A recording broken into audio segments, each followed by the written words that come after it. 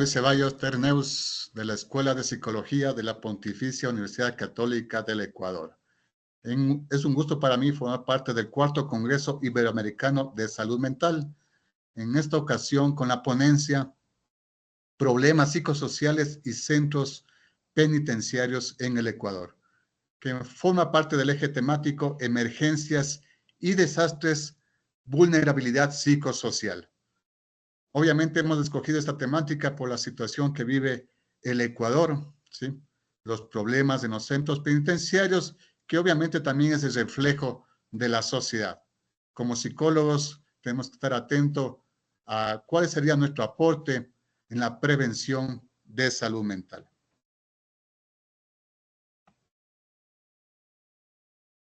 Entonces, permítame compartir algunos datos que nos ha llamado la atención en este acercamiento que hemos tenido con estos grupos vulnerables.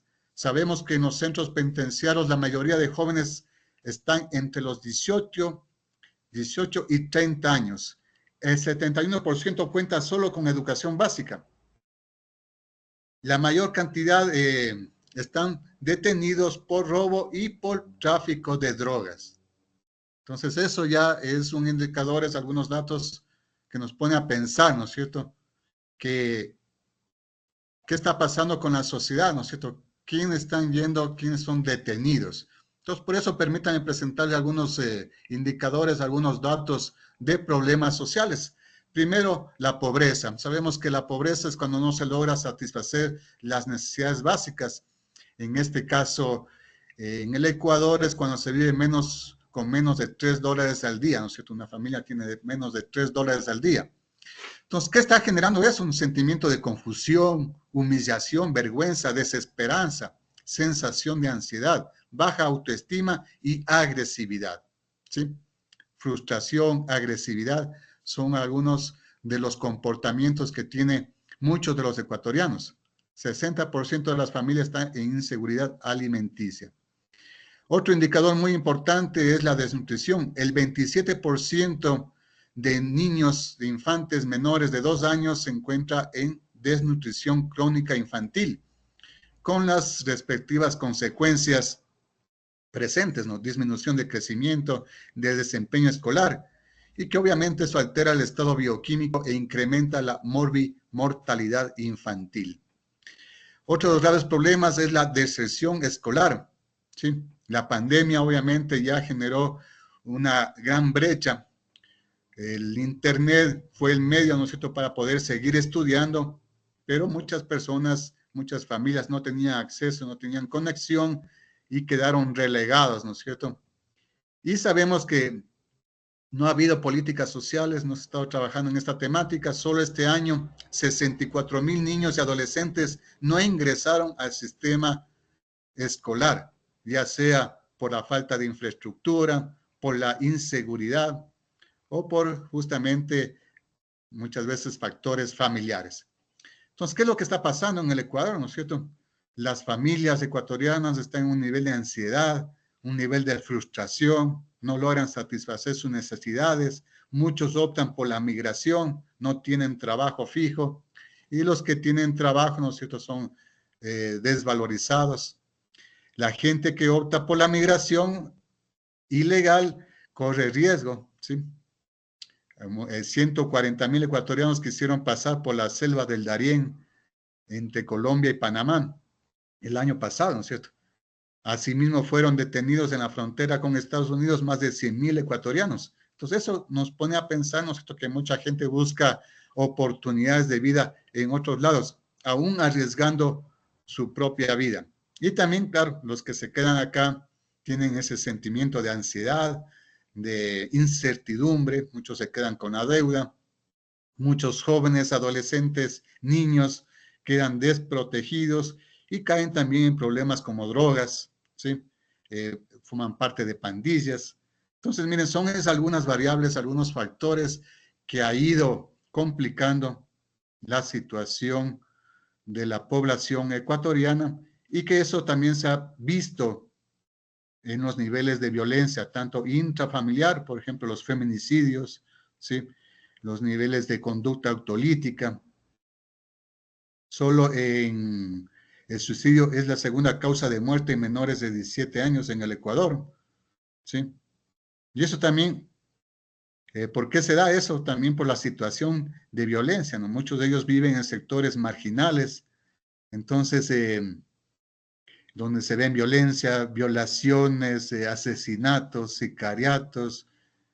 Entonces, es una situación muy triste que están viviendo miles de familias ecuatorianas y mucho más esos niños adolescentes, que claro, que muchas veces ven en las pandillas una opción, ¿no es cierto?, que les brinde seguridad, que les dé ese poder que a veces necesitan y forman parte, claro, se vinculan a estos grupos criminales, pandillas aquí conocidas en el Ecuador como los tiguerones, los lobos, los choneros, y que obviamente les reclutan a estos jóvenes que no están estudiando, que salen de sus casas por esa violencia intrafamiliar y que obviamente aquí obtienen ese respaldo, pero a cambio de eso, claro, tienen que cumplir tareas eh, delictivas. ¿Sí? El Ecuador cerró en el 2020 con su peor registro de violencia criminal.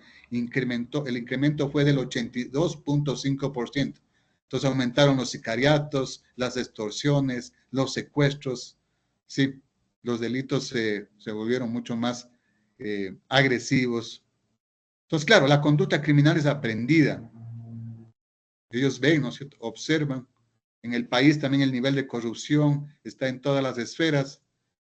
Entonces, bueno, son algunos de los factores, algunos indicadores que han coadyuvado a incrementar la violencia en las cárceles ecuatorianas. Sabemos también, ¿no es cierto?, que se ha aumentado la producción de drogas en países vecinos. El Ecuador también es gran exportador, ¿no es cierto?, por la situación geográfica, por los puertos, y eso también ha generado, ¿no es cierto?, que se acerquen carteles colombianos, mexicanos, la mafia albanesa, muchos grupos criminales que ven oportunidades en el Ecuador, ¿no es cierto?, para su financiamiento con otras actividades. Hoy en día vemos que la minería ilegal también están metiéndose en ese negocio. Entonces, el microtráfico, para eso obviamente reclutan a muchos menores, también muchos les vuelven adictos. Son algunos de los problemas, situaciones que vive el país.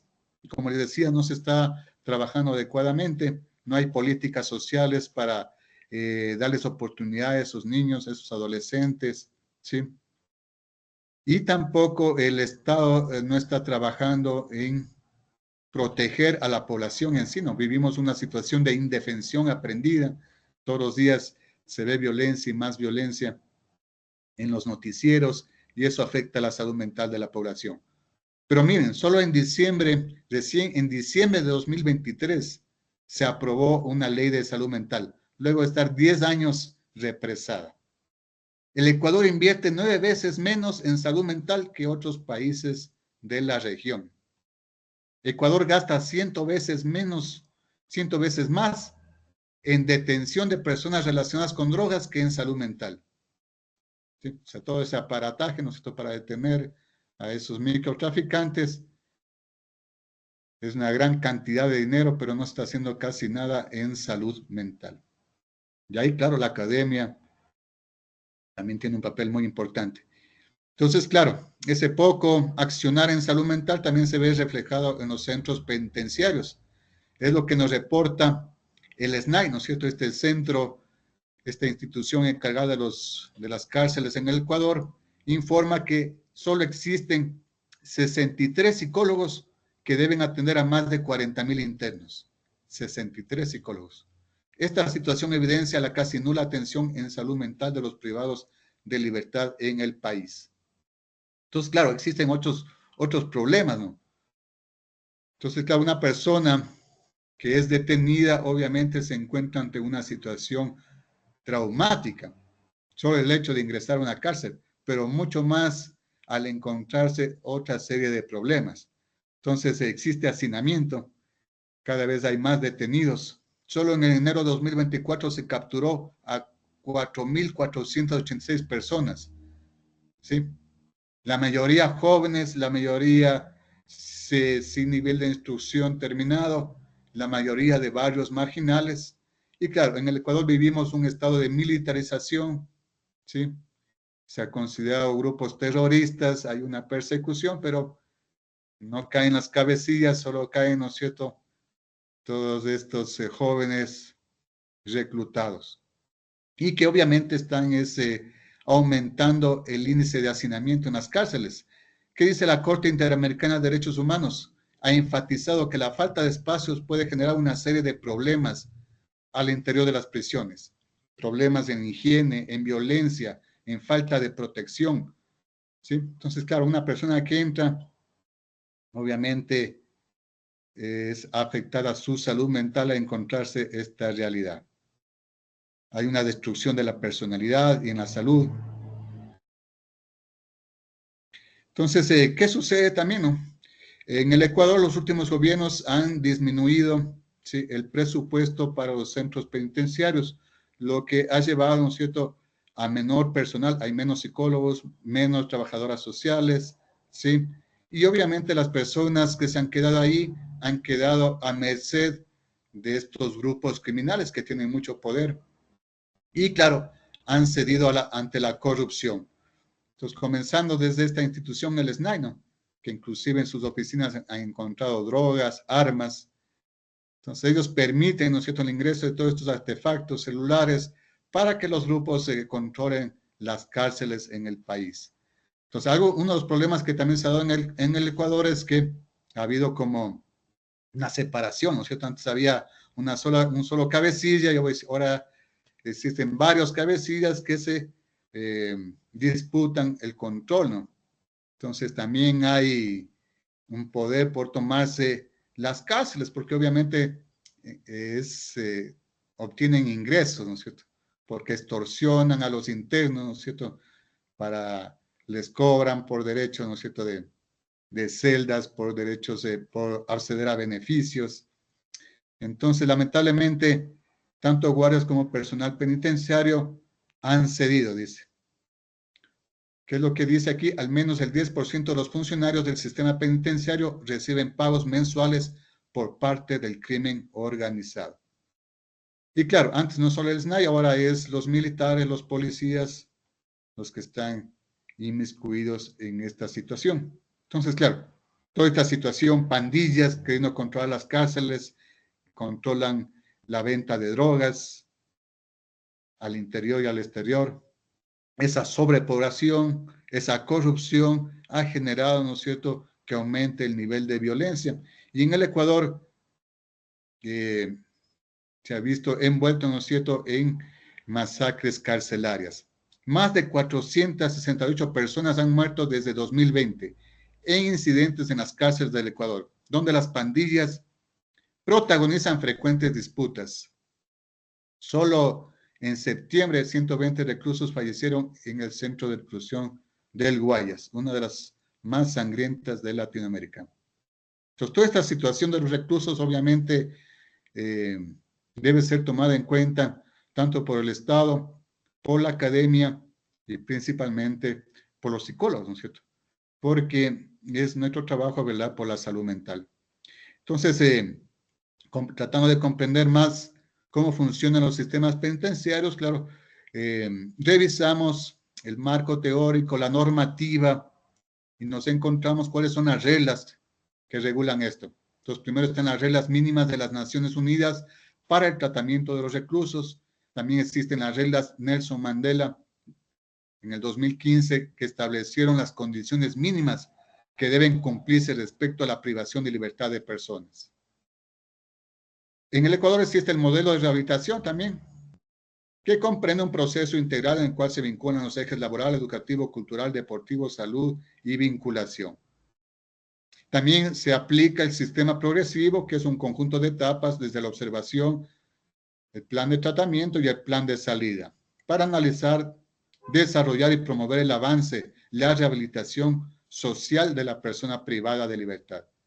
Entonces existe la normativa, existen los procedimientos, pero claro, como bien dijimos, por falta de personal y de voluntad política, no se está cumpliendo con eso. Entonces, en esta investigación que realizamos, aplicamos, claro, una ficha de diagnóstico con personal técnico para saber, ¿no es cierto?, cuál de todos estos procedimientos se está cumpliendo en el centro penitenciario. Entonces, identificamos que el modelo penitenciario incluye 3 fases principales: de observación, de tratamiento y el plan de salida o de reinserción social. Entonces, aquí la fase de observación es muy importante. Es cuando recién ingresa la persona privada de libertad a cumplir su condena. Entonces, aquí tiene que cumplir una primera fase de observación que puede durar 2, 3 semanas, donde debe ser evaluado, ¿sí? Tanto por el médico, también por el jurídico y principalmente por el psicólogo. Una evaluación psicológica para saber cuáles son sus características, ¿sí?, sus rasgos de personalidad, ¿sí? Eso analizar, comparar con su delito y también con el tiempo de condena.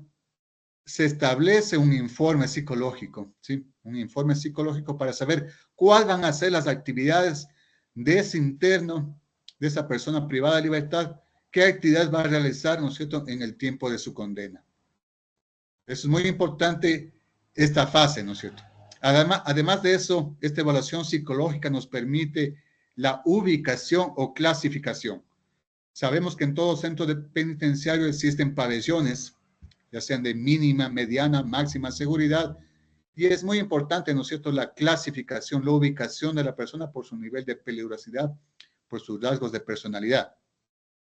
Aquí pudimos observar que en esas masacres carcelarias encontraron personas que estaban en lugares, en pabellones de máxima seguridad, ¿no es cierto?, junto a peligrosos delincuentes.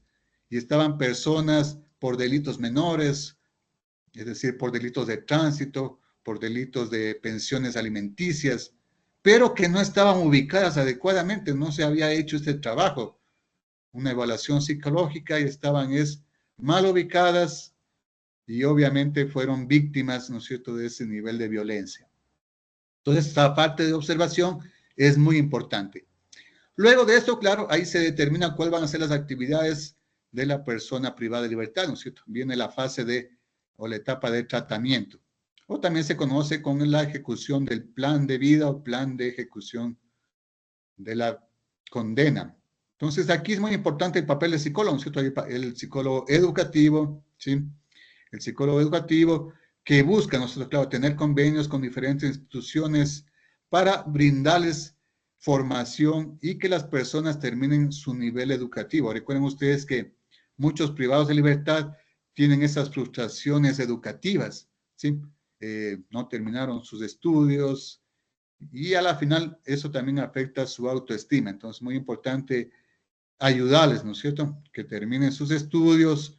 Muchos privados de libertad han terminado su instrucción primaria, secundaria, son bachilleres, inclusive la universidad. Algunos están estudiando inclusive posgrados dentro de un centro de privación.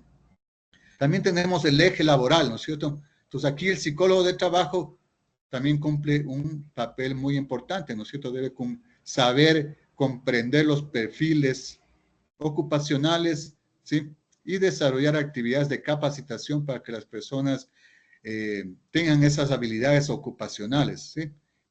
Para ya sea algún emprendimiento o que puedan especializarse en algún trabajo. Entonces, claro, existen talleres de panadería, de cerámica, de manualidades, ¿sí? Y que es muy importante. Se ha comprobado que cuando las personas están ocupadas, cuando las personas están estudiando, realizando actividades productivas, son menos propensas a los conflictos, son más colaboradoras y generan un ambiente de trabajo. Hay el eje también, el eje educativo, también el eje cultural, deportivo. También muy importante que las personas estén participando en estas actividades. El eje de salud, ¿no es cierto? Hay el Ministerio de Salud que colabora en toda prevención de enfermedades, pero también debe estar, ¿no es cierto?, el psicólogo clínico que debe encargarse de la evaluación psicológica y de hacer todas esas actividades de intervención, ¿sí? Terapia, tratamiento, ya sea individual, grupal, familiar. Entonces, todas estas actividades son muy importantes para el psicólogo. Pero como dijimos, existe poco personal y ahora en los centros penitenciarios el psicólogo que existe máximo se dedica a hacer los informes para el plan de salida. Es decir, cuando una persona va a salir, necesita un informe que diga que está apto y que puede reinsertarse a la sociedad. Entonces, como les decía, nosotros en un proyecto con algunos compañeros hemos propuesto, ¿no es cierto?, una investigación, en este caso un proyecto de investigación se llama Modelo de Intervención Psicosocial para los Internos del Centro de Privación de Libertad, de Ambato. ¿Sí? Ambato, aquí la ciudad donde les saludo, en el centro, en la Sierra Centro de la ciudad, ¿no es cierto? Aquí hay un centro de privación de mediana seguridad, donde estuvimos trabajando desde el 2011, ¿sí? Pudimos trabajar 2011, 2021, algo de 2022 y comenzaron estas crisis penitenciarias y de alguna manera ya nos limitaron el trabajo. Teníamos estudiantes, practicantes, estudiantes en vinculación, ¿sí? Y que quedamos cortados en esa parte. Entonces, ¿qué es lo que pudimos hacer? Claro, primero hicimos un diagnóstico de esos procesos penitenciarios donde pudimos observar, claro, la falta de personal no les permite realizar una adecuada evaluación psicológica, no se les hace una inducción, no se les brinda esa capacitación adecuada a los internos, ¿cierto? Y identificamos también algunos aspectos, características psicológicas, ¿sí? Con una muestra de 82 personas que estaban en el área educativa, es decir, personas privadas de libertad que estaban recibiendo sus clases, ya sea en instrucción primaria o secundaria, nos permitieron ese espacio y aplicamos dos instrumentos, uno escala de salud mental positiva y otro inventario de evaluación clínica de personalidad, PAI. Entonces, en este estudio con enfoque cuantitativo, transversal, comparativo, pudimos identificar algunos rasgos que con otras tesis de pregrado que pudieron realizar estudiantes de psicología se comprueban, ¿no es cierto?, que generalmente las personas privadas de libertad evidencian rasgos como paranoia, ideación suicida, características antisociales, problemas con el alcohol, estrés, ansiedad, depresión, entre otros. Pudimos también observar algo que es muy importante, que también se identifica en un porcentaje adecuado, que muchos internos poseen habilidades de relación interpersonal, ¿sí? Habilidades de relación interpersonal.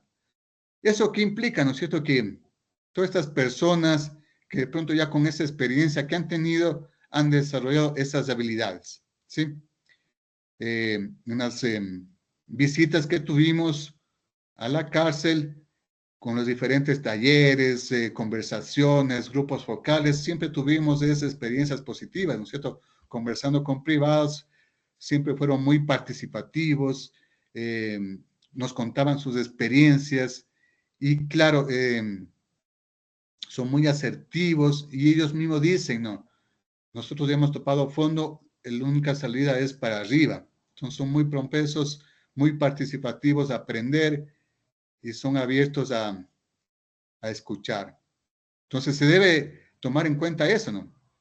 Tradicionalmente la psicología ha dedicado mucho esfuerzo a estudiar los aspectos negativos y patológicos del ser humano, ansiedad, estrés, depresión, etc., dejando de enfocarse en el estudio de aspectos positivos, como la creatividad, la inteligencia emocional, la resiliencia, etc.